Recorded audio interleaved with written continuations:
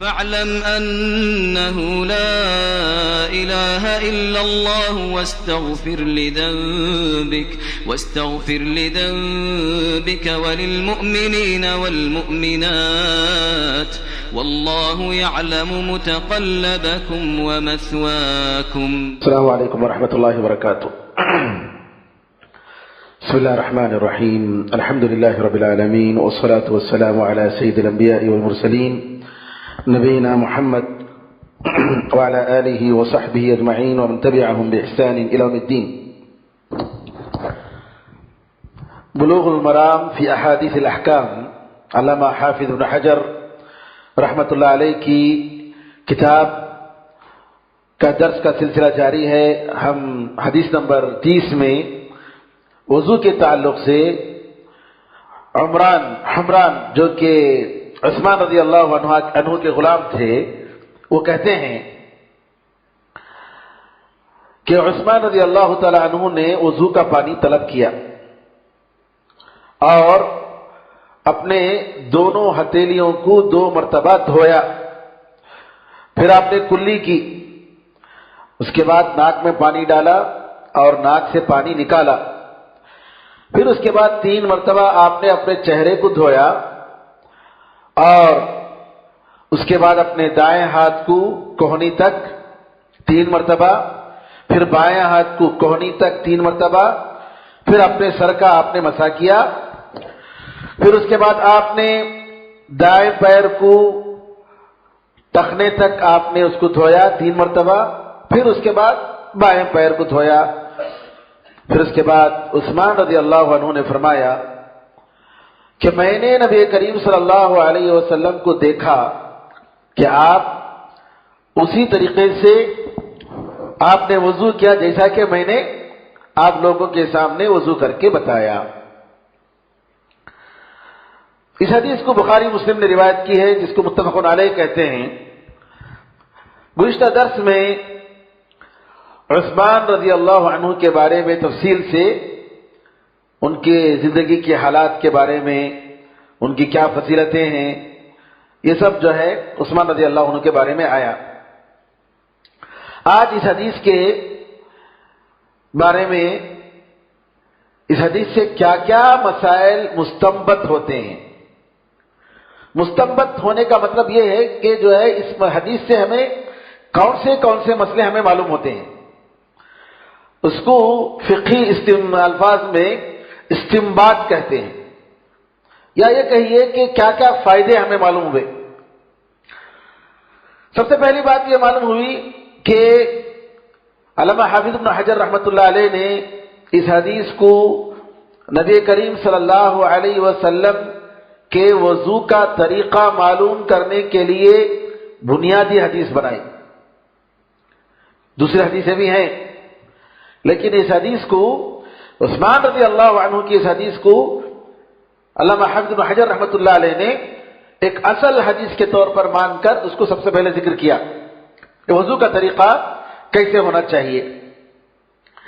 Number 2، اس حدیث سے یہ معلوم ہوتا ہے کہ اگر کوئی شخص کوئی عبادت کرنا چاہے تو اس کے لیے چاہیے کہ اس عبادت سے پہلے جو بھی ضروری چیزیں ہیں وہ تیاری کر لیں. یعنی آپ وضو کرنا چاہ رہے تھے، وضو نماز کے لیے ہوتی ہے، آپ نے پانی منگوایا اور اس کے بعد لوگوں کے سامنے کر کے بتایا وضو کا طریقہ ایسا ہوتا ہے، تو یہ اساتذہ کو کر کے بتانا چاہیے طلبہ کے سامنے. آج کل الحمدللہ یوٹیوب میں بہت سارے ایسے آپ دیکھیں گے، اس میں عثمان الخمیس حفظہ اللہ جو کویت کے بڑے مشہور عالم ہیں اور شیعہ کے ساتھ مناظرہ کرنے میں نمبر 1 عالم سمجھے جاتے ہیں. مستقلہ چینل میں ان کے کئی مناظرات ہیں اور انہوں نے باقاعدہ جو ہے ان کی یوٹیوب میں آپ دیکھیں گے کہ نبی کریم صلی اللہ علیہ وسلم کا وضو کرنے کا طریقہ کیا ہے. صفت الوضو کے نام سے آپ دیکھیے، آپ جو ہے پائیں گے. تو پورا طریقہ کیسے کرنا چاہیے، کیسے اعضاء کو دھونا چاہیے، کیسے جو ہے پانی لینا چاہیے، یہ ساری چیزیں تفصیل کے ساتھ آپ آئیں گے، جبکہ دوسرے یوٹیوب میں دوسرے بھی ہیں، لیکن ہم نے دیکھا کہ شیخ عثمان الخمیس کا جو یوٹیوب ہے وہ زیادہ مناسب ہے۔ اس کو اگر عربی میں اردو میں ڈبنگ کر کے ہم لوگ اگر پھیلاتے ہیں تو بہت اچھا ہوگا، تاکہ جو ہے انگریزی جاننے والوں کو ایک اس میں بہترین، میرے خیال میں انگریزی میں شاید ڈبنگ اس کی ہے، شاید ہم لوگوں نے جو بھیجا تھا اس میں ہے انگریزی میں یوٹیوب میں۔ تو بہرحال آپ دیکھیں گے کہ انشاءاللہ اس میں یوٹیوب میں ہے تفصیل کے ساتھ، آپ اس کا طریقہ دیکھ سکتے ہیں وضو کا۔ اور ہم لوگوں کو پریکٹیکل طور پر یہ طریقہ معلوم کرنا چاہیے۔ نبی کریم صلی اللہ علیہ وسلم منبر پر کھڑے ہو کر نماز کا طریقہ بتاتے ہیں، وضو کیسا کرنا، قیام کیسے کرنی چاہیے، پھر اس کے بعد رکوع کیسے کرنا چاہیے، کیسے اٹھنا چاہیے، پھر اس کے بعد سجدہ آپ نے اتر کر منبر سے اتر کر نیچے سجدہ کیا۔ تو یہ چیز جو ہے یہ بنیادی چیزیں ہیں، اور کیونکہ ہم لوگ ایک مرتبہ نہیں، روزانہ 5 مرتبہ کم از کم اللہ کے سامنے ہم نماز پڑھتے ہیں، تو ایک بنیادی مسائل ان کا جاننا دلیلوں کے ساتھ بہت ضروری ہے۔ تیسری بات جو ہمیں یہ معلوم ہوئی کہ وضو کے پانی میں ہاتھ ڈالنے سے پہلے 3 مرتبہ ہاتھ دھو لینا بہتر ہے۔ یعنی آپ کے سامنے لوٹا ہے یا جگ ہے یا میرے سے آپ پانی لے رہے ہیں، تو پانی میں ہاتھ ڈالنے کا تو سوال نہیں ہوتا جی۔ اب اس میں آپ جو ہے 3 مرتبہ آپ نے ہتھیلی کو دھو لیا، یہ جو ہے مستحب ہے، یعنی وضو کے جو ارکان ہیں اس میں یہ داخل نہیں ہے۔ یہ کب آتا ہے یہ مسئلہ میں بتاؤں گا انشاءاللہ اس کے بارے میں۔ نبی کریم صلی اللہ علیہ وسلم کی جو عبادت ہے، عبادت جس طریقے سے آپ نے کیا ویسے ہی کرنا چاہیے۔ مستحب، واجب، رکن، اس کا مسئلہ کب آتا ہے؟ جب آدمی سے چھوٹ جائے، بھول گیا جی، اس کے ذہن سے بات نکل گئی، تو اب کیا حکم ہے؟ مثال کے طور پر اگر کوئی شخص دھونے سے پہلے اور سیدھے جو ہے ہاتھ ڈال کر پانی اٹھا کر جو ہے منہ دھو لیا، کلی کر لیا، منہ دھو لیا، تو اس کا کیا حکم ہے؟ یا کسی نے کلی نہیں کی تو اس کا کیا حکم ہے؟ تو یہ مسئلہ جب ہو جاتا ہے، غلطی جب ہو جاتی ہے، کوئی چیز یہ چھوٹ جاتی ہے، تب یہ وضو قابل قبول ہے، صحیح ہے کیا غلط ہے؟ نہیں دوبارہ وضو کرنی چاہیے۔ ایسے موقع پر یہ مسائل آتے ہیں، ورنہ عبادت نبی کریم صلی اللہ علیہ وسلم کی کیسی ادا ہونی چاہیے؟ جیسے آپ نے ادا کی۔ اگر کوئی شخص یہ کہے بھائی ہاتھ دھونا سنت تو نہیں ہے نا، سنت نہ ہے، واجب تو نہیں ہے نا، چلو میں ہاتھ نہیں دھوتا ہوں، وضو کی ابتدا میں ہاتھ نہیں دھوتا ہوں، نہیں، یہ غلط بات ہے۔ نبی کریم صلی اللہ علیہ وسلم نے جیسا وضو کیا ویسے کریں، جیسی آپ نے نماز پڑھی ویسی نماز پڑھیں۔ عبادات کو بالکل ایسے ہی اڈاپٹ کرنا چاہیے، ایسے ہی سیکھنا چاہیے۔ بقیہ اگر کسی سے غلطی ہو گئی تب وہاں پر فتوے کا مسئلہ آتا ہے، فتویٰ، اب کیا دیں گے؟ اب اس کے بغیر ہو گیا، اب حکم کیا ہے شریعت کا؟ اب یہ نماز صحیح ہوئی کہ صحیح نہیں ہوئی؟ تب بتائیں گے کہ بھئی مسئلہ ایسا ہے۔ تو نبی کریم صلی اللہ علیہ وسلم کا ہاتھ دھونا شروع میں ہتھیلیوں کو، یہ جو ہے ہم نے کہا مستحب ہے، اور علماء نے کہا نبی کریم صلی اللہ علیہ وسلم اگر کوئی کام کرتے ہیں تو اس کا مطلب یہ نہیں کہ وہ واجب ہے، مستحب ہونے کی دلیل ہوتا ہے، لیکن واجب ہونے کے لیے دلیل چاہیے۔ آپ اگر حکم دیتے ہیں، اس سے پہلے مسئلہ یہ آ گیا ہے، آرڈر اگر آتا ہے نبی کریم صلی اللہ علیہ وسلم کا تو کیا ہے؟ یہ واجب ہے۔ لیکن اگر آرڈر کے ساتھ کوئی ایسی دلیل معلوم ہوتی ہے جس سے نبی کریم صلی اللہ علیہ وسلم کا یہ حکم واجب نہیں ہے بلکہ مستحب ہے تو مستحب کے معنی میں لیں گے، دلیل ہونے کی شکل میں۔ مثال کے طور پر کوئی چیز کا نبی کریم صلی اللہ علیہ وسلم نے حکم منع کیا تھا، آپ نے منع کیا یہ مت کرو، پھر اس کے بعد آپ اس کو پرمیشن دے رہے ہیں اب کرو، تو کرنے کا مطلب آپ جو حکم دے رہے ہیں واجب تو نہیں ہے نا۔ آپ نے مثال کے طور پر آپ نے فرمایا الا انی کنت نہیتکم عن زیارت القبور فزوروها، میں تم لوگوں کو قبروں کی زیارت کرنے سے منع کیا تھا پہلے، لیکن اب تم زیارت کرو۔ اب آپ نے جو حکم دیا زیارت کرو، کیا یہ حکم واجب ہے؟ نہیں، مباح ہونے کی دلیل ہے، کیونکہ پہلے آرڈر ہو گیا تھا کہ زیارت مت کرو، تاکہ لوگ جو ہے قبر والوں کے ساتھ ان کا تعلق نہ ہو جائے، جیسا کہ آج کل لوگ کر رہے ہیں۔ کس لیے جاتے ہیں مزاروں کو؟ فائدے کی امید سے، وہاں کچھ ملے گا، ہماری مرادیں پوری ہوں گی۔ نبی کریم صلی اللہ علیہ وسلم نے پہلے ہی منع کر دیا تھا، پھر اس کے بعد آپ نے جب زیارت کرنے کا حکم دیا تو یہ مسئلہ اس سے معلوم ہوا کہ زیارت کرنا واجب نہیں ہے بلکہ جواز کی دلیل ہے، کیونکہ منع کے بعد اب اجازت آ گئی ہے۔ حالانکہ جو صیغہ آیا ہے وہ حکم سے صیغہ ہے، آرڈر کا صیغہ ہے، لیکن اس کا مطلب واجب نہیں ہے۔ اسی طریقے سے نبی کریم صلی اللہ علیہ وسلم کے بارے میں اس حدیث سے یہ معلوم ہوا کہ آپ نے ہاتھ جو دھویا ہے یہ پانی میں ڈالنے سے پہلے تاکہ ہاتھ پاک ہو جائے، اس کے بعد ہم پانی میں ڈال کر ہاتھ پانی کو اٹھائیں گے، تو اس لیے نبی کریم صلی اللہ علیہ وسلم نے پہلے ہاتھ دھو لیا، تو یہ ہاتھ دھونا مستحب ہے، واجب نہیں ہے۔ اگر کوئی بھول گیا جی اور بھول کر جو ہے وہ ہاتھ اگر پانی میں ڈال دیا تو کوئی مسئلہ نہیں، وضو کے جو ارکان ہیں اس سے نہیں چھوٹے ہیں۔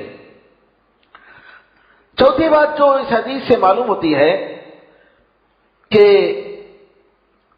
وضو کے اعضاء دھونے میں، پانی اٹھانے میں دائیں ہاتھ کا استعمال ہونا چاہیے، اور نبی کریم صلی اللہ علیہ وسلم دائیں ہاتھ سے، دائیں طرف سے شروع کرنے کو ہر چیز میں پسند کرتے تھے، اچھی چیزیں پسند کرتے تھے، چپل پہننے میں، کنگھی کرنے میں، دینے میں، لینے میں، کھانے میں، پینے میں، ان ساری چیزوں میں دائیں ہاتھ کو آپ نبی کریم صلی اللہ علیہ وسلم ترجیح دیتے تھے۔ پانچواں مسئلہ جو اس حدیث سے معلوم ہوتا ہے، کلی کرنا اور ناک میں پانی ڈالنا، یہ کیا ہے؟ یہ واجب ہے۔ اس کے بارے میں تفصیل سے بات آگے آئے گی کیونکہ اس کے بارے میں علماء کا اختلاف ہے، لیکن حنبلی مسلک میں یہ ہے کہ یہ واجب ہے۔ اس لیے واجب ہے کہ چہرے کے اندر داخل ہے۔ قرآن کریم میں اللہ تعالیٰ نے کیا کہا؟ فَاغْسِلُوا وُجُوهَكُمْ يَا أَيُّهَا الَّذِينَ آمَنُوا إِذَا قُمْتُمْ إِلَى الصَّلَاةِ فَاغْسِلُوا وُجُوهَكُمْ، اے لوگوں جو ایمان لائے ہو، جب نماز کے لیے اگر جا رہے ہو، کھڑے ہوتے ہو تو اپنے چہروں کو دھوا کرو۔ تو چہرے میں علماء نے کہا منہ اور ناک بھی داخل ہے، اور نبی کریم صلی اللہ علیہ وسلم نے کلی کی، ناک میں پانی ڈال کر نکالا، تو اس لیے بعض علماء کا خیال ہے کہ کلی کرنا اور ناک میں پانی ڈال کر صاف کرنا یہ کیا ہے؟ واجب ہے، اس میں داخل ہے، چہرے کے دھونے میں داخل ہے۔ انشاءاللہ مزید تفصیل آگے آئے گی۔ اچھا، یہاں پر اس حدیث میں کلی کرنے اور ناک میں پانی ڈالنے کو 3 مرتبہ ذکر نہیں کیا گیا، لفظ 3 مرتبہ کا ذکر نہیں آیا، کیونکہ چہرے میں آیا ہے، چہرہ دھونے میں جب آیا ہے 3 مرتبہ تو اس کو بھی 3 مرتبہ دھونا چاہیے۔ اگر 3 مرتبہ اگر کوئی دھو رہا ہے، 3 مرتبہ، حدیث میں آگے آئے گی کہ جو ہے ایک مرتبہ ہونا چاہیے، 2 مرتبہ بھی کر سکتے ہیں، زیادہ سے زیادہ 3 مرتبہ، 3 مرتبہ زیادہ نہیں دھونا چاہیے۔ اس حدیث سے یہ بھی معلوم ہوا کہ ناک میں پانی ڈال کر نکالنا یہ بھی مستحب ہے، ناک میں پانی ڈالنے کے بعد نکالنا، دونوں میں پانی ڈالنا واجب ہے، لیکن یہ نکالنا جو ہے، ناک سے پانی نکالنا، یہ بھی مستحب ہے۔ اسی طریقے سے 3 مرتبہ کرنا یہ مستحب ہے۔ ہاتھ کا کوہنی تک دھونا واجب ہے، کیونکہ اللہ نے فرمایا فَاغْسِلُوا وُجُوهَكُمْ وَأَيْدِيَكُمْ إِلَى الْمَرَافِقِ۔ مرافق عربی میں مرفق کی جمع ہے، کوہنی کو کہتے ہیں۔ تو یہاں تک نہیں، یہ پورا دھونا چاہیے، یہ پورا دھونے میں داخل ہے، کوہنی پورا داخل ہے، کیونکہ الہ کا مطلب یہاں یعنی جس کا ذکر کیا اللہ تعالیٰ نے وہ آ کر اس میں داخل ہے حکم میں۔ اسی طریقے سے سر کا مسح کرنا واجب ہے۔ شیخ الاسلام ابن تیمیہ رحمۃ اللہ علیہ فرماتے ہیں سارے ائمہ کا اتفاق ہے کہ پورے سر کا مسح کرنا جی یہ سنت ہے اور نبی کریم صلی اللہ علیہ وسلم سے ثابت ہے۔ سر کا مسح واجب ہے۔ اب اس میں امام شافعی رحمۃ اللہ علیہ کا مسئلہ آگے آئے گا کہ امام شافعی کے پاس یہ ہے کہ پورے سر کا مسح کرنا ضروری نہیں، اس میں سر کا ایک حصہ اگر دیکھتے ہوں گے آپ، عام طور پر جو شافعی مسلک کے ہوتے ہیں پانی اٹھا کر ایسا لگا لیتے، مسح ہو گیا۔ یہ مسئلہ ہے اصل میں نبی کریم صلی اللہ علیہ وسلم کی حدیث ہمارے سامنے ہے، ہمارے امام کا ایک قول ہے۔ اب اس میں نبی کریم صلی اللہ علیہ وسلم کی حدیث آنے کے بعد کیا کرنا چاہیے؟ ہم جتنے بھی اماموں کو مانتے ہوں، نبی کریم صلی اللہ علیہ وسلم کی بات سب سے پہلے ہے نا۔ اب لوگ جہاں پر ہم یہ کہتے ہیں کہ نہیں ہم امام شافعی مسلک کے ماننے والے ہیں، خلاص امام شافعی صاحب جو بولے وہی کہیں گے، ہم وہی کریں گے، یہ غلط ہے، یہ غلط ہے۔ کل قیامت کے دن آپ سے سوال نہیں ہوگا امام شافعی کو آپ اتباع کریں گے، آپ بول کر سوال نہیں کریں گے۔ اللہ تعالیٰ جو سوال کرے گا اللہ تعالیٰ کے رسول صلی اللہ علیہ وسلم کی آپ نے بات مانی کہ نہیں مانی، یہی سوال ہوگا۔ تو آج عام طور پر لوگ کیا ہے رفع الیدین نہیں کرتے، کیوں نہیں کرتے؟ ہمارے امام صاحب نے نہیں کیا۔ ارے بھائی امام صاحب ٹھیک ہے، امام بڑے ہیں، کیا امام سے غلطی نہیں ہوتی؟ ہاں ان سے غلطی ہو گئی، آپ سے غلطی نہیں ہوئی کیا؟ امام اعظم بھائی انہوں اتنے بڑے امام، کیا کتنے بڑے امام ہو جائے، رسول اللہ صلی اللہ علیہ وسلم کے سوا کوئی معصوم عن الخطا نہیں ہے، غلطی سے پاک نہیں ہے، ہر انسان سے غلطی ہوتی ہے۔ اسی لیے امام مالک رحمۃ اللہ علیہ کہتے تھے کل منا یؤخذ منہ ویرد الا صاحب هذا القبر صلی اللہ علیہ وسلم، ہم میں سے ہر ایک کی بات مانی جائے گی اور اس کے بعد رجعت کر دی جائے گی، رد کر دی جائے گی۔ کب مانیں گے؟ جب قرآن و حدیث کے مطابق ہو۔ کب رد کریں گے؟ جب قرآن و حدیث سے ٹکرائے۔ الا صاحب هذا القبر، سوائے اس قبر والے پیارے نبی کریم صلی اللہ علیہ وسلم کی، ان کی کوئی بات رد نہیں کریں گے، ان کی ساری باتوں کو مانیں گے۔ یہی ہر مسلمان کا شیوا ہونا چاہیے۔ لوگ کتنے سالوں سے نمازیں پڑھ رہے ہیں، وضو کر رہے ہیں، عبادتیں کر رہے ہیں، کیا بھائی وہی دائرے میں کنویں کے مینڈک کی طرح۔ ہزار بولو ان کو میں نبی کریم صلی اللہ علیہ وسلم نے فرمایا ہے، نبی کریم صلی اللہ علیہ وسلم کا حکم، یہ آپ کا طریقہ ہے، ثابت ہے۔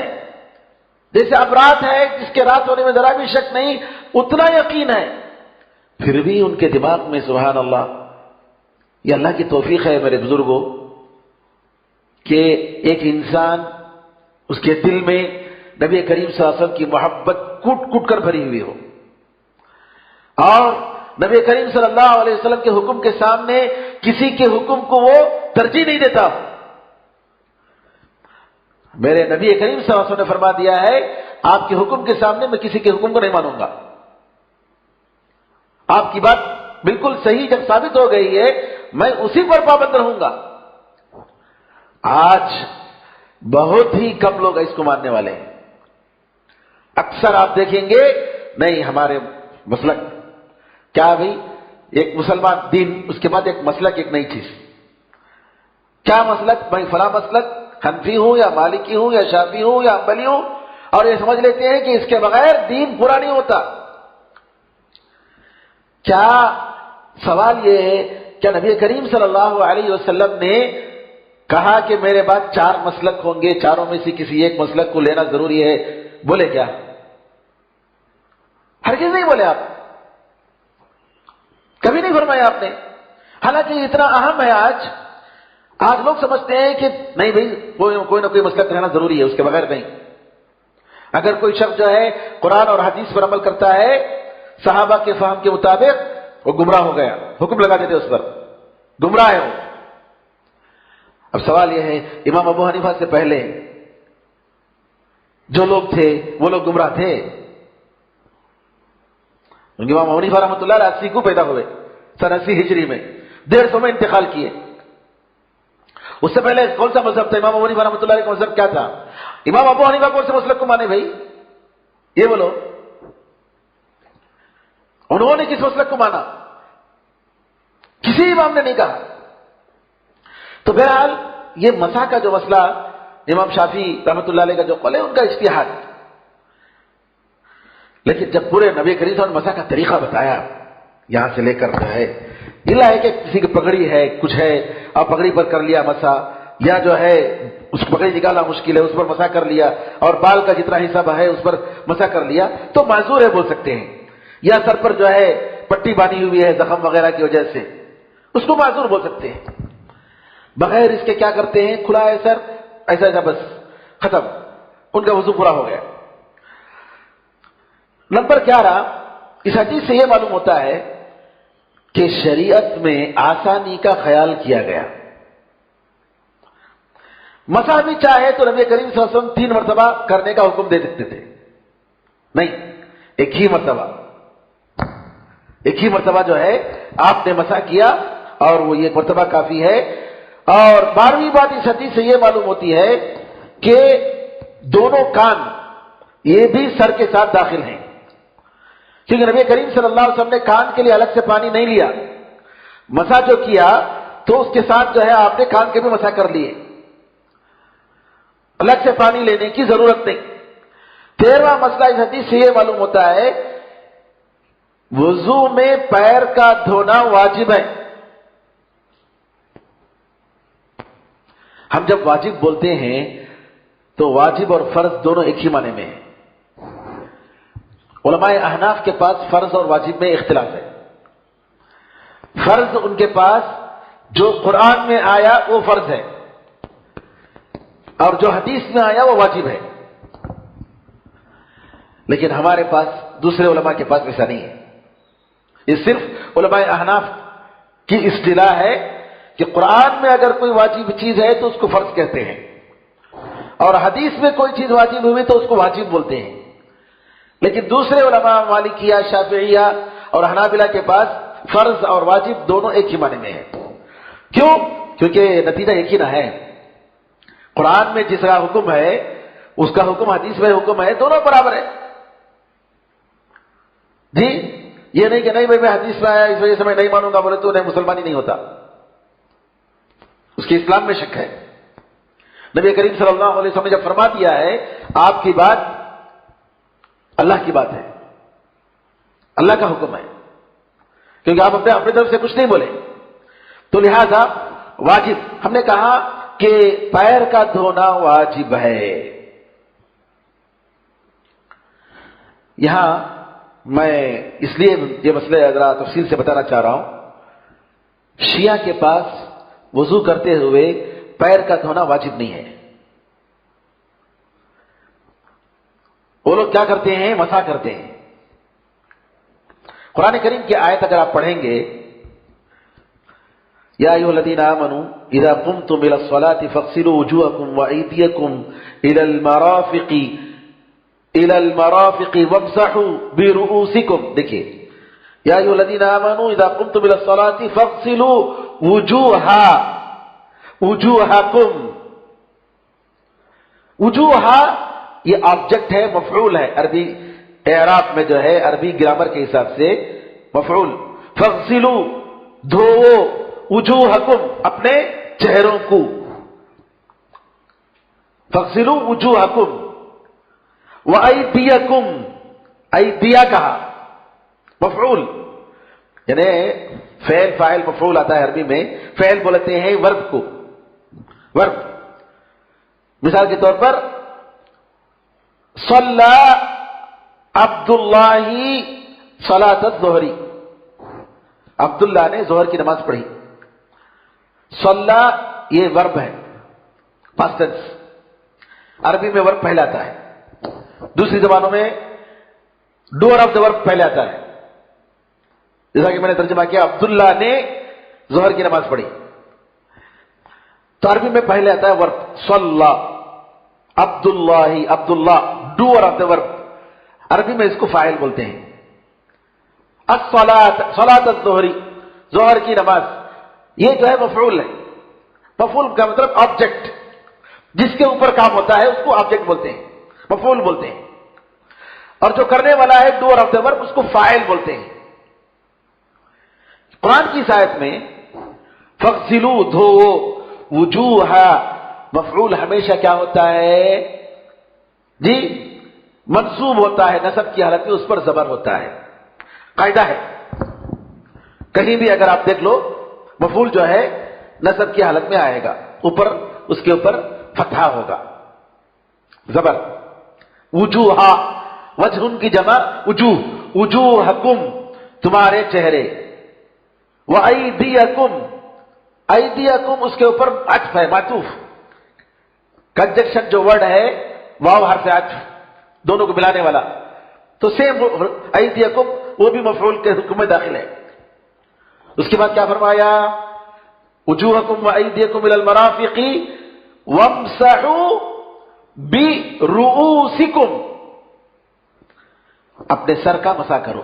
وامسحوا، با حرف جر،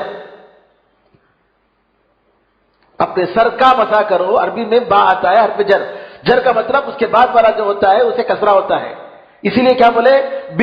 برؤوسکم، اپنے سر کا مسح کرو. وارجلکم،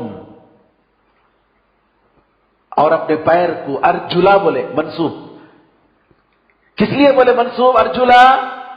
اس کا تعلق مسح سے نہیں ہے بلکہ دھونے سے ہے. سمجھ میں آیا؟ حالانکہ اس سے پہلے جو ورب ہے وامسحوا برؤوسکم قریب ہے، لیکن پاؤں دھونے کا حکم ہے، اس لیے کیا پڑھا گیا؟ اس کو مفعول میں پڑھا گیا. جیسے تمہیں چہرہ دھوئے، ہاتھ دھوئے، پیر بھی دھونا ہے. شیعہ کیا پڑھتے ہیں؟ وامسحوا برؤوسکم وارجلکم پڑھتے ہیں، پیر کا مسح کرو. تو وہ لوگ جو ہے پیر کو دھوتے نہیں، جبکہ وہ غلط ہے. جو صحیح قرات ہے وہ کیا ہے؟ ارجلکم منصوب.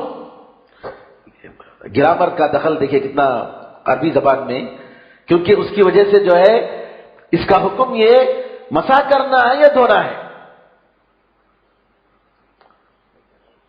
شیعہ کیا کہتے ہیں؟ پیر دھونے کی ضرورت نہیں، مسح کرتے ہیں ساکس پہنے بغیر. ساکس پہنے تو ہم لوگ بھی مسح کرتے نا، وضو کی حالت میں اگر داخل کیا اگر پیر کو تو کیا کرتے ہیں؟ ہم بھی مسح کرتے ہیں یا نہیں کرتے ہیں؟ یہ لوگ کیا کر رہے؟ پیر دھوتے نہیں. ان لوگوں کے پاس یہ کہ یہ معطوف ہے. اسی لیے علماء اس مسئلے کو کہ ہم لوگ اہل سنت و جماعت وضو میں پیر کو دھوتے ہیں مسح نہیں کرتے، عقیدے کی کتابوں میں ذکر کیے. حالانکہ عقیدے کی کتابوں میں مسئلے مسائل نہیں آتے، وضو کا طریقہ سب نہیں آتا عقیدے کی کتابوں میں، وہ تو احکام اور فقہ کی کتابوں میں آتا ہے. اس لیے علماء نے ذکر کیا شیعہ کی نظر میں پیر کو دھونا واجب نہیں ہے، دھونے کا نہیں ہے بلکہ مسح کرنا ہے پیر پر. ہمارے اور ان کے درمیان جو فرق ہے بتانے کے لیے علماء نے کہا یہ اہل باطل کا طریقہ ہے، اہل سنت کا طریقہ کیا ہے کہ پیر باقاعدہ دھویا جائے گا. تو یہاں ہم نے کہا بہت سارے اختلافات ہیں اہل سنت و جماعت اور شیعہ میں، بلکہ آج کل جو ایرانیوں کا جو دین ہے وہ الگ ہی ہے، نیا دین ہے. علماء نے کہا یہ شیعہ سے بھی اس کا تعلق نہیں ہے، شیعہ ایک لبادہ ہے، کپڑا وہ لوگ پہن رہے ہیں شیعہ کے نام پر، کیونکہ ہر آدمی شیعہ کے مذہب میں داخل ہو سکتا ہے، چور کے دروازے ہیں اور اس کو جو بھی بنا لیا۔ اب پرانے زمانے میں جو شیعہ تھے انہوں نے یہ نہیں کہا کہ کربلا کو ہم قبلہ بنائیں گے۔ آج کے شیعہ بول رہے ہیں مکے کے اوپر حملہ بھی کر رہے ہیں اور بول رہے ہیں ہم جو ہے کربلا کو ہم قبلہ بنائیں گے۔ یہ کون سا مسلمان ہے بھئی؟ یہ کون سا دین ہے یہ؟ صحابہ کو گالی دے رہے ہیں، قرآن کو نہیں مانتے ہیں، ہمارے حدیث کی کتابوں کو نہیں مانتے ہیں، پھر کیا چاہیے پھر ہمارے ان کے ساتھ؟ اسی لیے علماء نے کہا کہ جو ہے یہ جو ہے نیا دین ہے، الگ ہی دین ہے، یہ نام جو ہے اسلام کا لے رہے ہیں، لیکن افسوس ان لوگوں پر نہیں ہے، افسوس ان سادھے مسلمانوں پر ہے جو ان کو 100% اچھے مسلمانوں سے بھی اچھا سمجھ رہے ہیں، ان کے ساتھ ہاتھ جوڑ رہے ہیں، ان کی مدد کر رہے ہیں۔ کروڑوں مسلمانوں کو مارے سیریا میں، ان کے ملک سے نکالے، کیا ظلم نہیں کرے بولو، پھر بھی تم مان رہے ہو کہ یہ مسلمان ہیں؟ کوئی دشمنی نہیں سوائے اسلام کے کہ ہم سنی لوگ ہیں، اور کوئی دشمنی نہیں، کیا جرم تھا بھی ان کا؟ بہرحال بہت افسوس کی بات ہے آج کل جو حالات ہیں اتنے خطرناک حالات ہیں، اور لوگ افسوس ہے مجھے ان لوگوں پر جن کی آنکھیں نہیں کھلی ہیں اور ابھی بھی ان کے ساتھ جو ہے، ابھی گزشتہ ہفتہ آپ نے دیکھا ہوگا لندن وغیرہ میں ابو بکر عمر ٹیررسٹ بول کر ریلا نکالے، وہ لوگ احتجاج کیے، مظاہرے کیے، ابو بکر عمر ٹیررسٹ بول کر، نعوذ باللہ من ذالک۔ کوئی دین ہے؟ ابو بکر عمر رضی اللہ عنہما کے بارے میں اتنا بڑا الزام، کیا رہ گیا اور ان کے ساتھ ہمارے ساتھ جڑنے کے لیے؟ کس نقطے پر ہم مل سکتے ہیں؟ افسوس۔ اس حدیث سے یہ بھی معلوم ہوا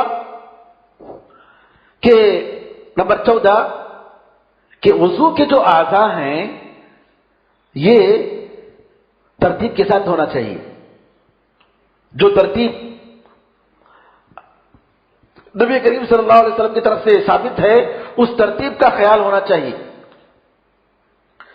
یہ نہیں کہ میں پہلے پیر دھو لیتا ہوں اس کے بعد جو ہے چہرہ دھوتا ہوں اس کے بعد ہاتھ، ایسا نہیں۔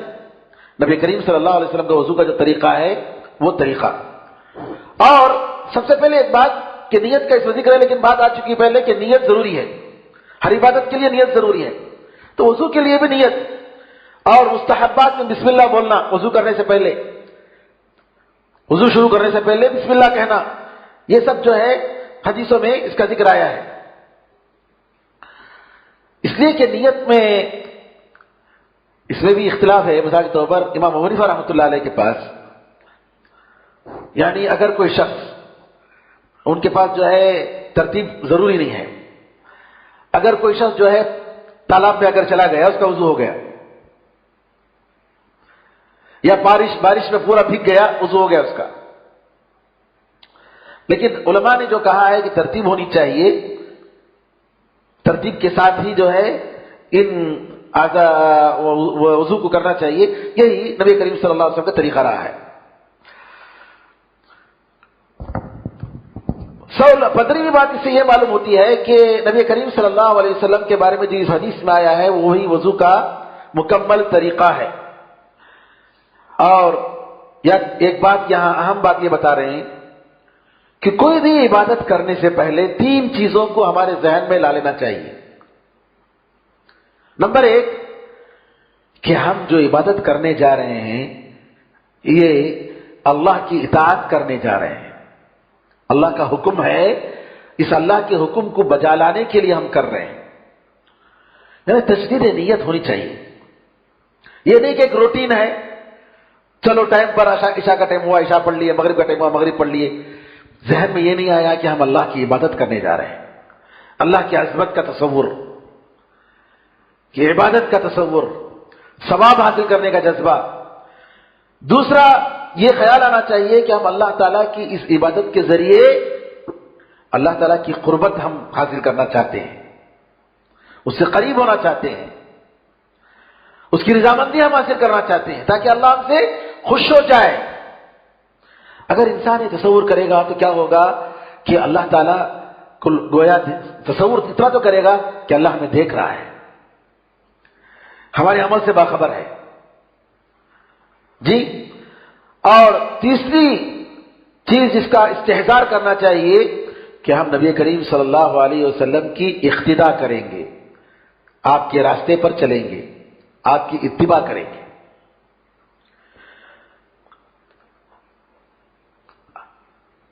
17ویں بات جو اس حدیث سے، جیسا کہ میں نے بتایا کہ کوئی بھی کام عبادت کریں گے تو ویسا ہی کریں جیسا کہ نبی کریم صلی اللہ علیہ وسلم سے ثابت ہے۔ یہ نہیں کہ جو واجب ہے اتنا ہی کریں گے، جو مستحب ہے اس کو کرنے کی ضرورت نہیں، ایسا نہیں۔ نبی کریم صلی اللہ علیہ وسلم نے یہ کام ایسے کیا، اس کو ویسے ہی کرنا چاہیے۔ صحابہ کا یہی طریقہ تھا۔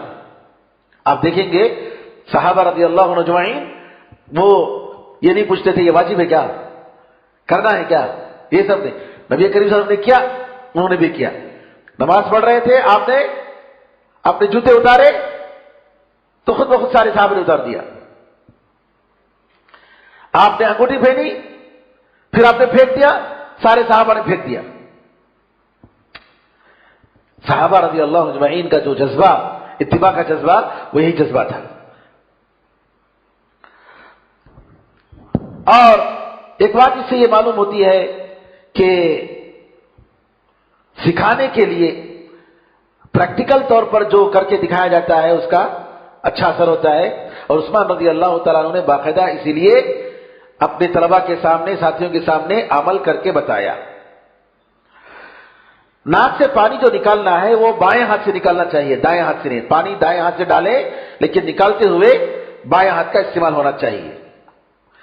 اگر کوئی شخص پانی لا کر آپ کو دے رہا ہے یا اڈیل رہا ہے وضو کے لیے تو اس کی مدد لینے میں کوئی حرج نہیں، کیونکہ عثمان رضی اللہ تعالیٰ عنہ کو ایک صاحب جو ہے پانی لا کر پیش کیے۔ اور اسی طریقے سے کلی جو ہے پانی ڈال کر منہ میں پانی گھمانا چاہیے جی، تاکہ جو ہے منہ صاف ہو جائے۔ اب جیسا کہ میں نے بتایا کہ کلی کرنا اور ناک میں پانی ڈالنا، اس کے بارے میں کیا حکم ہے؟ امام مالک اور امام شافعی اور امام احمد بن حنبل اور سفیان ثوری اور دوسرے علماء کا خیال ہے کہ یہ امام مالک، امام ابو حنیفہ، امام مالک اور امام شافعی، امام احمد کے علاوہ دوسرے علماء کا یہ خیال ہے کہ کلی کرنا اور ناک میں پانی ڈالنا واجب نہیں ہے، کیونکہ قرآن میں اس کا ذکر آیا نہیں الگ سے۔ لیکن جیسا کہ میں نے کہا امام احمد رحمۃ اللہ علیہ کا یہ خیال ہے کہ کلی کرنا اور ناک میں پانی ڈالنا واجب ہے، امام احمد کا یہ قول ہے۔ اب جو امام احمد رحمۃ اللہ علیہ کی دلیل یہ ہے کہ نبی کریم صلی اللہ علیہ وسلم جب بھی وضو کیے آپ کرتے آئے ہیں، ہمیشہ آپ کلی کیے ہیں اور ناک میں پانی ڈالے ہیں۔ اس کا مطلب یہ ہوا کہ یہ چیز واجب ہے۔ اور اسی طریقے سے بعض روایتوں میں، صحیح مسلم کی روایت میں ابو ہریرہ رضی اللہ عنہ سے ثابت ہے کہ نبی کریم صلی اللہ علیہ وسلم نے فرمایا، تم میں سے اگر کوئی وضو کرے تو اپنے ناک میں پانی ڈال کر اس کو نکالے۔ یہ نبی کریم صلی اللہ علیہ وسلم سے صحیح مسلم سے ثابت ہے۔ اور یہ کہ فغسلوا وجوہکم، چہرہ دھونے میں کلی کرنا، منہ میں پانی ڈالنا اور ناک میں پانی ڈالنا یہ داخل ہے۔ بہرحال علماء نے کہا کہ جو ہے یہی ہے کہ نبی کریم صلی اللہ علیہ وسلم کے طریقے پر عمل کر لے اور کلی کرنا اور ناک میں پانی ڈالنا یہ نہ بھولیں۔ یہاں تک جو ہے اس حدیث کے تعلق سے ہمیں یہ مسائل معلوم ہوئے۔ ہم دوسری حدیث کی طرف چلتے ہیں۔ حدیث نمبر 31 علی رضی اللہ تعالیٰ عنہ کی حدیث ہے۔ ان علی رضی اللہ عنہ فی صفت وضوء النبی صلی اللہ علیہ وسلم قال ومسح برأسه واحدة اخرجه ابو داود والنسائي والترمذي باسناد صحيح بل قال الترمذي انه اصح شيء في الباب۔ علی رضی اللہ تعالیٰ عنہ نبی کریم صلی اللہ علیہ وسلم کے وضو کا طریقہ بتاتے ہیں۔ بتاتے ہوئے آپ فرماتے ہیں کہ نبی کریم صلی اللہ علیہ وسلم نے اپنے سر کا مسح ایک مرتبہ کیا، یعنی اس مسئلے کو بتانے کے لیے اس حدیث کو ذکر کیا گیا۔ ایک مرتبہ آپ نے مسح کیا، 3 مرتبہ مسح کرنے کی ضرورت نہیں، اس حدیث کو ابو داؤد، نسائی اور امام ترمذی نے روایت کی صحیح سند کے ساتھ، بلکہ امام ترمذی رحمۃ اللہ علیہ نے کہا اس موضوع میں سب سے زیادہ صحیح حدیث اگر کوئی ہے علی رضی اللہ عنہ کی حدیث ہے۔ اس حدیث کے فقہ کے بارے میں آئیں گے، اس سے پہلے علی رضی اللہ تعالیٰ عنہ کے بارے میں۔ علی رضی اللہ تعالیٰ عنہ کا ذکر پہلی مرتبہ آیا ہے بلوغ المرام میں۔ آپ معلوم ہے کہ نبی کریم صلی اللہ علیہ وسلم کے چچا ابو طالب کے بیٹے اور چوتھے خلفائے راشدین میں ان کا نمبر آتا ہے، یعنی ابو بکر، عمر اور عثمان، پھر علی رضی اللہ عنہ مجمعین۔ اہل سنت اور جماعت کے نظر میں جیسے یہ چار ترتیب وار خلیفہ بنے، اسی طریقے سے اہل سنت اور جماعت کی نظر میں ان کا مقام بھی ہے۔ سب سے پہلے ابو بکر رضی اللہ عنہ کا مقام، صدیق اکبر، پھر ان کے بعد عمر فاروق رضی اللہ عنہ کا مقام، پھر عثمان غنی رضی اللہ تعالیٰ عنہ کا مقام، پھر اس کے بعد علی رضی اللہ تعالیٰ عنہ، چار اسی ترتیب کے ساتھ۔ شیعہ کے خلاف، شیعہ کی نظر میں جو ہے ابو بکر عمر ظالم ہیں، مرتد ہیں، نعوذ باللہ۔ ان کا یہ عقیدہ ہے کہ ہم لوگوں کو حکومت ملے گی تو ہم سب سے پہلے مدینے میں ابو بکر عمر کی قبر کو کھودیں گے اور جو ہے سولی پر لٹکائیں گے۔ ان کی کتابوں میں، ان کی تقریروں میں یہ ساری چیزیں واضح ہیں۔ ان لوگوں کا یہ عقیدہ ہے کہ ابو بکر عمر رضی اللہ عنہما نے زبردستی چھینا علی رضی اللہ عنہ سے، حالانکہ سب جھوٹ ہے، سب جھوٹ ہے۔ علی رضی اللہ تعالیٰ عنہ ان کے زمانے میں جب معلوم ہوا کہ بعض لوگ مجھے ابو بکر عمر سے بہتر کہتے ہیں، تو انہوں نے کہا اگر کسی کے بارے میں مجھے معلوم ہوا کہ ابو بکر عمر پر مجھے ترجیح دیتا ہے تو میں اسے بہتان لگانے کی جو سزا ہے وہ سزا دوں گا۔ یعنی ایک پاک باز عورت پر زنا کی تہمت لگانے کی جو سزا ہے 40 کوڑے یا 80 کوڑے، جیسا کہ علماء کی دو رائے ہے، صحابہ کے درمیان بھی اس میں اختلاف۔ تو علی رضی اللہ عنہ نے کہا کہ میں وہ سزا میں دوں گا جو شخص یہ کہتا ہے کہ میں ابو بکر عمر سے افضل ہوں۔ بلکہ عمر رضی اللہ تعالیٰ عنہ کا جنازہ رکھا گیا ہے، کفن ہے، کفن میں عمر رضی اللہ تعالیٰ عنہ ہیں۔ علی رضی اللہ تعالیٰ عنہ کھڑے ہو کر کہتے ہیں اگر کسی کے عمل کے ساتھ اللہ کے سامنے حاضر ہونے کی خواہش ہے تو یہ شخص جو کفن میں ابھی پڑا ہوا ہے، میں چاہتا ہوں کہ اس کے عمل کے ساتھ اللہ تعالیٰ کے سامنے جاؤں۔ کون؟ علی رضی اللہ تعالیٰ عنہ۔ جعفر صادق رضی اللہ تعالیٰ عنہ سے کہا گیا کہ ابوبکر عمر رضی اللہ عنہما سے برات کا اظہار کرو، برات کا، کہ ہمارا ان سے کوئی تعلق نہیں، وہ ہمارے دشمن ہیں۔ جعفر صادق کہتے ہیں، جو علی رضی اللہ تعالیٰ عنہ کے، حسین رضی اللہ تعالیٰ عنہ کے پڑپوتے ہیں، جعفر صادق جو ہے محمد الباقر کے بیٹے ہیں۔ محمد الباقر علی بن الحسین بن ابی طالب کے بیٹے ہیں۔ وہ کہتے ہیں میرے دادا نانا ہیں وہ ابوبکر عمر، میں کیسے ان سے برات کا اظہار کروں گا، میں کیسے ان کو دشمن بولوں گا؟ تب یہ شیعہ لوگوں نے کہا کہ نہیں میں نہیں مانتا، ہم لوگ تمہیں نہیں مانتے، رفضتمونی۔ تب انہوں نے کہا رفضتمونی، تم لوگوں نے مجھے میرا انکار کرتے، میری بات کا انکار کر دیا۔ اس وقت ان کا نام رافضہ پڑا ہے۔ رافضہ جو پڑا ہے اس بات پر کہ جعفر صادق نے کہا کہ تم لوگ میری بات نہیں مانتے، انکار کر رہے ہو، رفضتمونی، اس وقت سے رافضہ نام پڑا ان کا۔ علی رضی اللہ تعالیٰ عنہ بچوں میں سب سے پہلے مسلمان ہونے والے، 10 سال کی عمر میں مسلمان ہوئے، اور فاطمہ رضی اللہ تعالیٰ عنہ جو کہ جنت کی عورتوں کے سردار ہیں، ان کے شوہر حسن اور حسین رضی اللہ عنہما جنت کے نوجوانوں کے سردار، دونوں، جن کے بارے میں حدیث میں آتا ہے کہ یہ دونوں جنت کے نوجوانوں کے سردار ہیں۔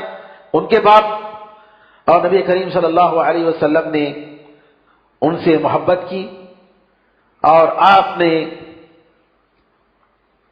خیبر کی جنگ میں جب کئی لوگوں کو خیبر فتح کرنے کے لیے، قلعہ فتح کرنے کے لیے بھیجا، لیکن خیبر کا قلعہ فتح نہیں ہوا، تو آپ نے کہا کہ کل میں ایک ایسے آدمی کے ہاتھ میں جھنڈا دوں گا، اللہ تعالیٰ اس کے ہاتھ سے خیبر کا قلعہ فتح کرے گا، اور وہ اللہ اور اس کے رسول سے محبت کرتا ہے، اللہ اور اس کے رسول اس سے محبت کرتے ہیں۔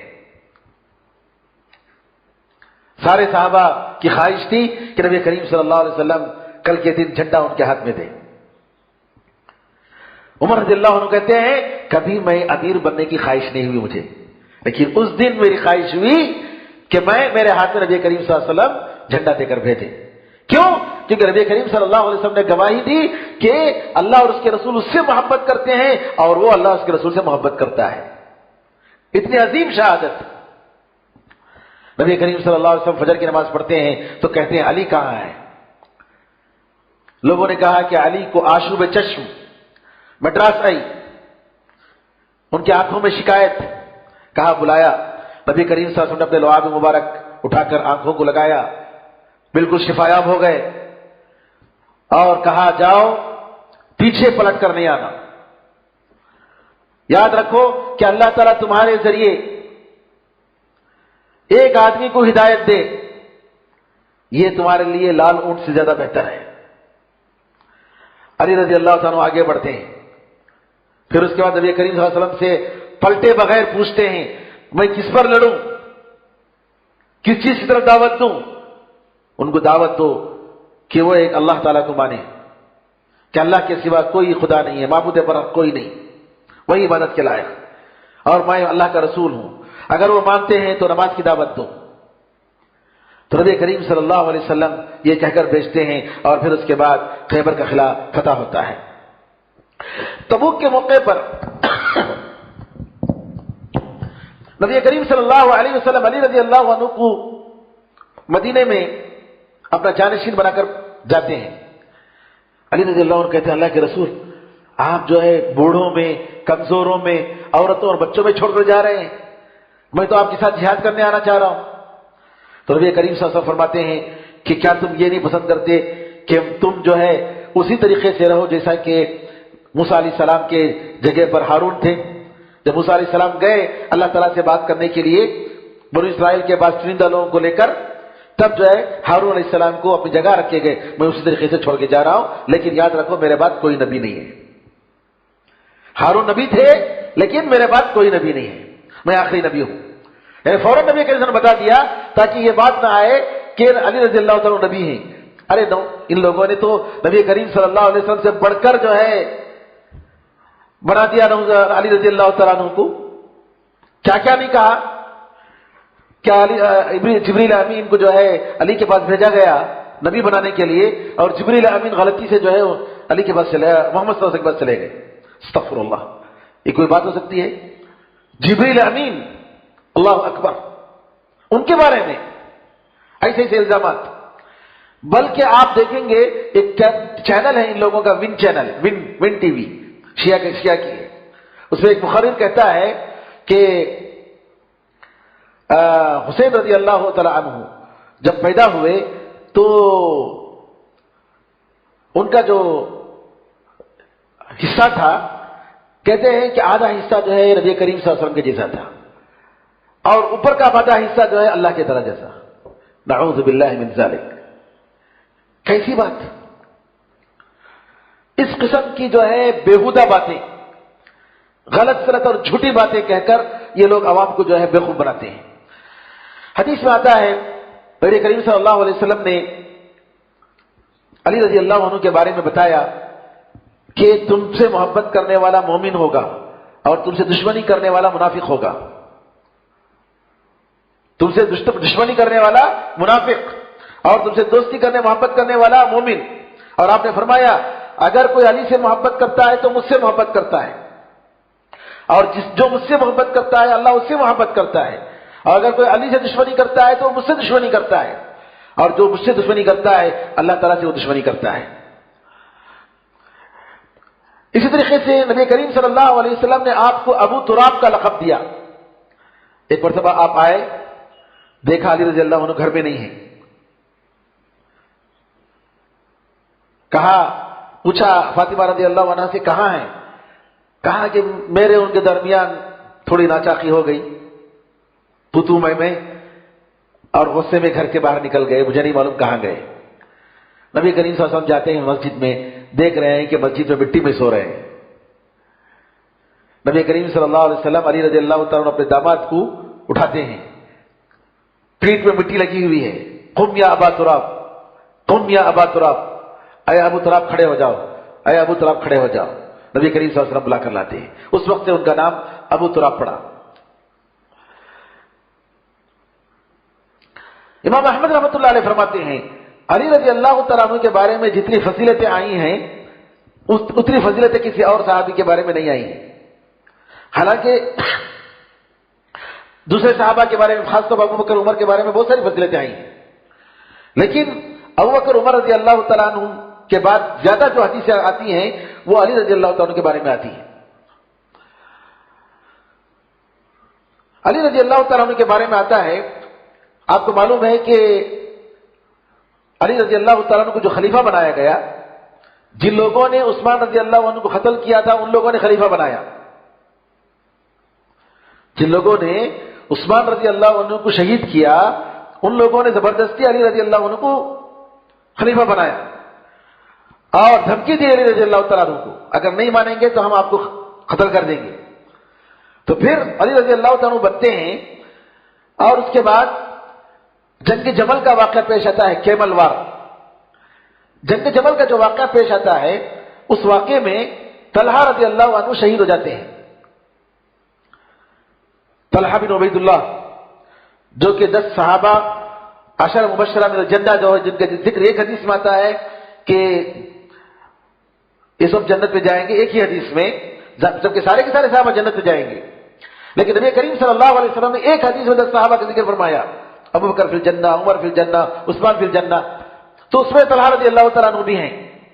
تو طلحہ رضی اللہ تعالیٰ عنہ اور زبیر رضی اللہ تعالیٰ عنہ اور عائشہ رضی اللہ تعالیٰ عنہ جنگ جمل میں تھے ایک طرف، اور دوسری طرف علی رضی اللہ تعالیٰ عنہ تھے. تو ان خوارج نے جو ہے طلحہ رضی اللہ تعالیٰ عنہ کو شہید کر دیا. تو علی رضی اللہ تعالیٰ عنہ ان کے بیٹے بلال کو بلاتے ہیں، بلا کر اپنے ساتھ بٹھاتے ہیں اور کہتے ہیں اللہ تعالیٰ آپ کے بارے میں، آپ کے والد کے بارے میں اور میرے بارے میں اللہ تعالیٰ یہ آیتیں اتارا ہے، یعنی ہم لوگ اس آیت میں داخل ہیں. وَنَزَعْنَا مَا فِي صُدُورِهِم مِّن غِلٍّ إِخْوَانًا عَلَى سُرُرٍ مُتَقَابِلِينَ. قیامت کے دن ہم ان کے دلوں سے ایک دوسرے کے خلاف کینہ کپٹ اور بغض و عداوت کو ہم نکال دیں گے. بھائی بھائی بن کر ایک دوسرے کے سامنے وہ گدوں پر بیٹھے ہوں گے، آمنے سامنے ہوں گے. اللہ تعالیٰ نے یہ فرمایا. تو اس سے معلوم ہوا علی رضی اللہ تعالیٰ عنہ جو ہے کتنے وسعت دل اور محبت کے ساتھ رہتے تھے، مخالفین کے ساتھ بھی. عائشہ رضی اللہ تعالیٰ عنہ جنگ جمل میں ان کو بڑی عزت کے ساتھ، بڑی حفاظت کے ساتھ جو ہے علی رضی اللہ تعالیٰ عنہ بھیجتے ہیں اور مدینہ ان کو روانہ کرتے ہیں. علی رضی اللہ تعالیٰ عنہ بڑے ہوشیار، سمجھدار، ہمت والے، لڑائی میں بہت ہی آگے. بڑے بڑے پہلوان جو ہے ان کے سامنے ہار جاتے تھے. ایک جنگ میں جو ہے مرحب نام کا بڑا پہلوان آتا ہے، غالباً خیبر ہی کا واقعہ، کہتا ہے میں فلاں ہوں، میں فلاں ہوں، بڑا پہلوان، مشہور پہلوان. علی رضی اللہ تعالیٰ عنہ جاتے ہیں اور وہ بھی جواب میں کہتے ہیں انا الذی سمتنی امی حیدرہ، میرا نام جو ہے میری ماں نے جو ہے حیدرہ، حیدرہ کا مطلب شیر رکھا. جنگ میں جس طریقے سے بات کرتے ہیں. اب وہ آگے آتا ہے مارنے کے لیے، نبی کریم علی رضی اللہ عنہ پیچھے ہٹ کر آگے بڑھتے ہیں اور پیر کو مارتے ہیں، گر جاتا ہے، پھر اس پر فتح کر دیتے ہیں. اتنے بہت تیز علی رضی اللہ تعالیٰ عنہ، اور فیصلہ کرنے میں علی رضی اللہ تعالیٰ عنہ کے ججمنٹ بہت آتے ہیں، فیصلوں میں بہت آگے. یعنی کیا فیصلہ کرنا ہے. اس لیے عمر رضی اللہ تعالیٰ عنہ کہتے تھے اگر کوئی مسئلہ آتا اور اگر علی نہیں کہہ رہے تھے تو کہتے معضلۃ ولا ابا حسن اللہ، ارے ایک مشکل پیش آ گئی لیکن علی نہیں ہے اس کو حل کرنے کے لیے. اور عمر رضی اللہ تعالیٰ فرماتے ہیں اقضانا علی، ہم لوگوں میں سب سے اچھا فیصلہ کرنے والے علی. اور واقعی آپ دیکھیں گے ان کے فیصلوں میں علی رضی اللہ عنہ کے فیصلے اتنے فیصلے آتے ہیں کہ ماشاءاللہ بڑی، گرچہ کے بعد شیعہ نے جو ہے الٹے سیدھے بہت سارے جھوٹے قصے بھی جو ہے ان کے اوپر روایت کی، حالانکہ انہوں نے نہیں کیا، لیکن صحیح روایتوں سے بہت سارے قصے جو ہے علی رضی اللہ تعالیٰ عنہ سے ثابت ہیں. بلکہ تاریخ میں یہ بھی ہے کہ معاویہ رضی اللہ عنہ کے پاس بعض مسائل آتے تھے اور اس کا جواب معلوم کرنے کے لیے معاویہ رضی اللہ عنہ علی کے پاس بھیجتے تھے. اختلاف تھا، سیاسی اختلاف، دین میں اختلاف نہیں تھا. ایک مرتبہ ایسا کیس آتا ہے تو علی رضی اللہ عنہ فیصلہ کرنے کے بعد کہتے ہیں یہ واقعہ میری زمین میں نہیں ہوا، تم کہاں سے آئے بتاؤ. سوال کرنے والے سے پوچھتے ہیں، کہتا ہے کہ معاویہ نے مجھے بھیجا ہے، معاویہ نے مسئلے کو معلوم کرنے کے لیے آپ کے پاس بھیجا ہے. کہتے ہیں الحمدللہ اللہ تعالیٰ نے جو ہے ہمارے مخالفین کو بھی ہم سے معلوم کرنے کے لیے مسئلہ معلوم کر کے ہمارے پاس بھیجا. یہ علی رضی اللہ تعالیٰ کی خوبی تھی. اور زہد و تقوی میں علی رضی اللہ تعالیٰ عنہ بہت متخراتوں میں جو ہے اپنی داڑھی کو پکڑ کر جو ہے کہتے کہ اے دنیا کسی اور کو دھوکہ دے، مجھے تو دھوکہ نہیں دے سکتی. میں نے 3 مرتبہ تجھے طلاق دے دیا ہے، 3 مرتبہ میں نے تجھے طلاق دے دیا ہے، جا کسی اور کو دھوکہ دے، مجھے تو دھوکہ دے نہیں سکتی. نبی کریم صلی اللہ علیہ وسلم ایک مرتبہ آپ اور فاطمہ رضی اللہ تعالیٰ عنہ دونوں جو ہے علی رضی اللہ تعالیٰ عنہ پانی سینچ کر اور فاطمہ رضی اللہ تعالیٰ عنہ جو ہے چکی آٹا پیس کر جو ہے ان کے ہاتھ میں جو ہے نشانی پڑ جاتے ہیں. اور نبی کریم صلی اللہ علیہ وسلم سے ایک نوکر، ایک غلام طلب کرنے کے لیے جاتے ہیں. نبی کریم صلی اللہ علیہ وسلم نہیں رہتے تو آتے ہیں نبی کریم صلی اللہ علیہ وسلم تھوڑی دیر کے بعد، دونوں جو ہے لیٹے ہوئے ہیں. نبی کریم صلی اللہ علیہ وسلم کہتے ہیں دونوں آرام کرو، دونوں آرام کرو. پھر اس کے بعد کہتے ہیں میں تم لوگوں کو میں ایک چیز بتاتا ہوں، تم اگر اس پر عمل کرو گے تمہارے لیے خادم سے، نوکر سے، غلام سے زیادہ بہتر ہے. تو کہا 3 مرتبہ تم لوگ 3 مرتبہ سبحان اللہ پڑھ لو، 3 مرتبہ الحمدللہ پڑھ لو، 34 مرتبہ اللہ اکبر پڑھ لو، 100 مرتبہ سونے سے پہلے. یہ تم لوگوں کے لیے غلام اور خادم سے بھی زیادہ بہتر ہے. علی رضی اللہ عنہ کہتے ہیں جب سے میں نے نبی کریم صلی اللہ علیہ وسلم سے یہ بات سنی کبھی میں نہیں بھولا. اب ان میں سے سوال کرنے والا ایک چلبلا تھا، صفین کی جنگ میں بھی نہیں بھولے کیا؟ صفین جنگ جس دن ہوئی اس رات بھی آپ نہیں بھولے کیا؟ اگر کو پوچھا علی رضی اللہ عنہ بولے اس دن بھی نہیں بھولا میں، اس رات بھی نہیں بھولا، اس دن بھی وہ پڑھا میں. تو اس طریقے سے آپ دیکھیں گے صحابہ رضی اللہ عنہ اجمعین کی زندگی. اور عبد الرحمن بن ملجم نام کا ایک خارجی علی رضی اللہ عنہ کو قتل کرتا ہے، شہید کرتا ہے. عبد الرحمن بن ملجم نام کا، جو کہ جس کے بارے میں آتا ہے کہ بڑا نیک تھا لیکن نعوذ باللہ گمراہوں کے ساتھ تھا، غلط لوگوں کے ساتھ تھا، جاہلوں کے ساتھ تھا، اور علی رضی اللہ تعالیٰ عنہ کو ثواب کا کام سمجھ کر، کافر سمجھ کر قتل کیا. اللہ اکبر، اتنے بڑے ذلیل القدر صحابی کے ساتھ اتنا بڑا ظلم ہوا. بہرحال یہ حدیث صحیح حدیث جیسا کہ میں نے بتایا، اور اس حدیث کے بارے میں کہ پورے سر کا آپ نے 1 مرتبہ مسح کیا، اس حدیث سے یہ مسئلہ معلوم ہوتا ہے. تو آج ہم لوگ تقریباً 3 حدیثیں پڑھے ہیں، 2 حدیثیں پڑھے ہیں. حدیث عثمان رضی اللہ تعالیٰ عنہ حدیث 32، اور اس کے بعد حدیث علی رضی اللہ تعالیٰ عنہ. انشاءاللہ اگلے حدیثوں میں اس کے تعلق سے اور بھی باتیں آئیں گی. اللہ تعالیٰ سے دعا ہے کہ اللہ تعالیٰ ہم سب کو دین سمجھنے اور اس پر عمل کرنے کی توفیق عطا فرمائے. آمین ارحم الراحمین، والحمدللہ رب العالمین، وصلی اللہ وسلم علی نبینا محمد وعلی آلہ وصحبہ اجمعین. والسلام علیکم ورحمۃ اللہ وبرکاتہ.